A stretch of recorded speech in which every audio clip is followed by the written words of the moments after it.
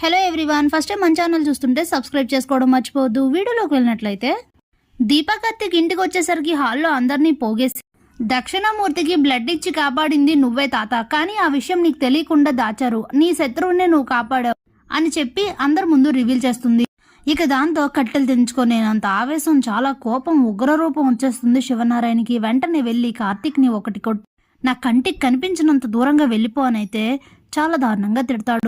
ఇక అది అవకాశంగా తీసుకున్న జ్యోత్స్న, ఈ విషయం మామయ్యకి అత్తకి కూడా తెలుసు, నీ దగ్గర దాచారందరూ అని చెప్పి ఇంకా కావాలనే గొడవను రైజ్ చేస్తూ శివనారాయణ కోపం పెంచుతూ ఉంటుంది. అప్పుడే కార్తీక్ ఇక మాట్లాడింది చాలా ఆపు అని చెప్పి, నేను చేసింది తప్పే తాత, కానీ ఇది నువ్వు నేర్పించిన ధర్మమే కదా.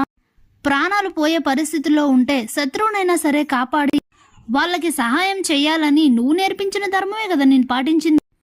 ఒక మనిషి రోడ్డు మీద గాయాలతో రక్తాలతో పడుంటే ఆ వాళ్ళలో నువ్వు ఒక మనిషిని చూస్తావా, లేదంటే నీ శత్రువుని చూస్తావా? ప్రాణాలు పోతే అలానే వదిలేస్తావా? ప్రాణం విలువ మనకున్న కోపం కన్నా గొప్పదో కాదో నీకు తెలీదా? నువ్వు నాకు చిన్నప్పటి నుంచి నేర్పించిన ధర్మమే నేను ఇప్పుడు పాటించింది. నువ్వు నేర్పించింది తప్పు అయితే చెప్పు, నేను ఇక్కడి నుంచి వెళ్ళిపోతానని అయితే అంటాడు. ఇక అప్పుడే తన మాటలకి కరుగుతున్న శివనారాయణ చూస్తూ జ్యోత్స్న, ఇదేంటి నా ప్లాన్ రివర్స్ అయ్యేలా ఉంది అని అయితే ఆలోచిస్తూ, అది కాదు అని చెప్పబోతూ ఉంటే, ఇక చాలు నువ్వు మాట్లాడకుండా ఉంటావా, అక్కడ జరిగింది అక్కడే ఇదైపోతే అసలు నీకు తెలిస్తే తెలిసినట్టు ఉండకుండా నువ్వెందుకు ఈ విషయం నాన్న వరకు తీసుకొచ్చావు? కార్తిక్ ని తిట్టించాలని కావాలని మళ్ళీ కుటుంబాలని దూరం చేయాలని చూస్తున్నావా అని చెప్పి దశరథ్ అయితే తిడతాడు. అయినా నీకు అసలు బుద్ధి జ్ఞానం ఉంటే కదా అక్కడ చావు బ్రతుకుల్లో ఉన్నది మీ తాత, మీ అమ్మకి కన్న తండ్రి, నీకు అసలు ఆ జ్ఞానం అనేది ఏమీ లేకుండా పోయింది, అందుకే ఇలా తయారయ్యో. అంతకు ముందు ఏ గొడవలు ఉన్నాయో, ఎలా జరిగిందో ఎవరేంటనేది తెలీదు, కానీ అక్కడ ప్రాణం పోయేటట్టు ఉంది కాబట్టి తీసుకెళ్లి హాస్పిటల్లో జాయిన్ చేశావు. బ్లడ్ ఇస్తానని నీ అంతటి నువ్వే అన్నావు తాత, నేను బ్లడ్ ఇవ్వమని అడగలేదు. ఎలాగో ఎవరో తెలియదు కాబట్టి ప్రాణం పోవడం ఎందుకని ఇంక నేను నిన్ను ఆపలేదు, అంతే తప్ప నేనేం తప్పు చెయ్యలేదు తాత అని అయితే చెప్తే, సరేలే ఇంక ఈ విషయం ఇక్కడితో వదిలేయండి అని చెప్పి శివనారాయణ అక్కడి నుంచి వెళ్ళిపోతాడు. అప్పుడే జ్యోత్స్న పారిజాతం ఇద్దరు బాగా ఆలోచించి ఓ మంచి ప్లాన్ అయితే వేస్తారు. ఈ ప్లాన్తో మనకు చాలా లాభాలు జరగబోతున్నాయి, అదేంటో తర్వాత చెప్తాను, ముందు ప్లాన్ అమలు చేద్దాం పద అని చెప్పి. ఇక ఆ రోజు రాత్రికి సుమిత్ర వస్తూ ఉండడం చూసి జ్యోత్స్న పారిజాతం మాట్లాడుకుంటూ ఉంటారు. ఏంటో గ్రాని, నాకు అసలు ఏం అర్థం కావట్లేదు, ఈ పెద్దవాళ్ళ పంతాలు ఏంటో ఇవన్నీ ఏంటో నాకు తెలియట్లేదు, వీటి వల్ల ఓ కన్న కూతురు కన్న తండ్రి దగ్గరికి వెళ్ళలేని పరిస్థితుల్లో అయిపోయింది. ఎంతైనా తండ్రి కదా, కానీ మమ్మీకి అసలు విషయం తెలీదు. దక్షిణామూర్తి తాత చావు బ్రతుకుల మధ్యలో ఉన్నారు, ఎవరికి చెప్పకు. అసలు విషయం ఏంటంటే నేను ఇందాక వెళ్ళి తాతను చూసొచ్చాను, నాకు మాత్రం ఉండదా? అంతకు ముందంటే ఎవరో ఏంటో తెలీదు, కానీ ఇప్పుడు తెలిసిన తర్వాత అలానే వదిలేసి ఉండలేం కదా.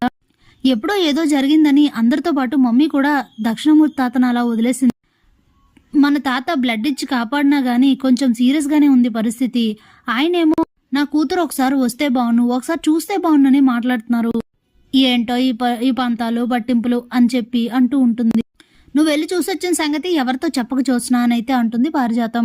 ఆ మాటలు విని సుమిత్ర అక్కడి నుంచి వెళ్ళిపోతుంది. అప్పుడే ఇక ఆలోచిస్తూ ఉంటుంది, చిన్నప్పటి నుంచి ఎంతైనా కన్న తండ్రి ఎంతో ప్రేమగా పెంచి ఉంటారు, యారగారాలుగా పెంచుకున్న నన్ను ఈ ఇంటికి ఇచ్చి కోడల్ని చేశారు. జరిగింది జరగకూడని తప్పే, కానీ అలా అందరితో పాటు నేను నా తండ్రిని వదిలేయడం కరెక్ట్ కాదు కదా. తెలియకపోతే ఏమో, ఇప్పుడు తెలిసింది, ఎలా ఉందో ఏంటో, ఒకసారి వెళ్తే బాగుండు అని ఆలోచిస్తూ, ఇంకోవైపు ఈ ఇంటి కట్టుబాట్ల గురించి ఆలోచిస్తూ వెళ్తే మావయ్య గారు కోపడతారు కదా అని ఆలోచిస్తూ ఆగిపోతుంది. కానీ అదే మైండ్లో అయితే తిరుగుతూ ఉంటుంది. ఇక ఆ తర్వాత రోజు బాగా ఆలోచించి, ఇక నా వల్ల కాదు, ఆయన ఎంతైనా నా కన్న తండ్రి, నేను అలా వదిలేలేనని చెప్పి సుమిత్ర అయితే బయలుదేరి వెళ్తుంది. ఇక హాస్పిటల్కి వెళ్ళి దక్షిణామూర్తితో మాట్లాడుతూ ఉండగానే అప్పుడే అక్కడికి శివనారాయణ వస్తారు. జ్యోత్స్న కావాలనే శివనారాయణ అయితే ఆ హాస్పిటల్కి తీసుకొని వస్తుంది. సుమిత్రని దక్షిణామూర్తితో మాట్లాడడం చూసేలా చేస్తుంది. ఇక శివనారాయణకి అయితే అసలు ఏం మాట్లాడరు, సైలెంట్గా అక్కడి నుంచి అయితే వచ్చేస్తారు. ఇంటికి వచ్చిన తర్వాత ఎక్కడికి వెళ్ళావు సుమిత్ర అని అయితే అడుగుతారు. గుడికెళ్ళాను మావయ్య అని అడిగితే, అవునా, నువ్వు నిజంగా గుడికే వెళ్ళావు, ఈ ఇంటికి అగర్భ శత్రువు దగ్గరికి వెళ్ళి గుడికి వెళ్ళానని చెప్తున్నావు అంటే నీకైనా దేవుడైపోయాడనమాట అనేసరికి ఇక అర్థమైపోతుంది సుమిత్రకి, నేను నాన్న దగ్గరికి వెళ్ళానని తెలిసిపోయిందని. ఏమైంది తాత అని అడుగుతాడు కార్తీక్. ఇదంతా నీ వల్లనేరా, నువ్వు తీసుకెళ్లి ఆ దక్షిణామూర్తిని హాస్పిటల్లో చేర్పించడం వల్ల ఈ విషయాలన్నీ అందరికీ తెలిసాయి. ఇప్పుడు వరకు నా కట్టుబాట్లు దాటని నా కోడలు ఇప్పుడు వెళ్ళి వాళ్ళ నాన్నని చూడటానికి వెళ్ళింది అని అనేసరికి దశరథకు కూడా కోపం వస్తుంది. ఏంటి సుమిత్ర ఇలా చేశావు అని అడిగితే, ఎంతైనా ఆయన నా కన్న తండ్రి. ఇంతకు ముందు తన లైఫ్ ఎలా ఉందో నాకు తెలియలేనప్పుడు నాకు ఏదీ లేదు, కానీ ఇప్పుడు తెలిసి తన ఆరోగ్య పరిస్థితి బాగాలేదని తెలిసి ఎలా వదిలేమంటారు అని అయితే అడుగుతుంది. ఇలా అయితే నేను ఒప్పుకోను. ఈ ఇంట్లో నువ్వు ఉండడానికి వీల్లేదు. నువ్వు ఇలా పదే పదే మీ నాన్న దగ్గరికి వెళ్తాను, చూస్తాను, రాకపోకలు జరుగుతాయని అంటే మాత్రం నువ్వు ఈ ఇంట్లో ఉండడానికి వీల్లేదు సుమిత్ర అని అయితే కోపంగా చెప్తారు శివనారాయణ. అప్పుడే సుమిత్ర, క్షమించండి మామయ్య గారు, ఆయన పరిస్థితి బాగా బాలేదు, అందుకే ఉండలేక చూడటానికి వెళ్ళాను. మీకు చెప్పకుండా చేయడం తప్పే. ఇంతకు ముంచి ఇంకెప్పుడు నేను తన్ని కలవడానికి వెళ్ళను, దయచేసి క్షమించండి అని అయితే చెప్తుంది. అప్పుడే ఎంతైనా కన్న కూతురు కదా అని అనుకుని ఇక శివనారాయణ కూడా ఆ విషయాన్ని వదిలేస్తారు. కానీ జ్యోత్స్న, ఏంట్రా బాబు, నేనేమనుకుంటా అన్నీ నాకు రివర్స్ అవుతున్నాయి, ఈ ప్లాన్ కూడా రివర్స్ అయిందేంటి?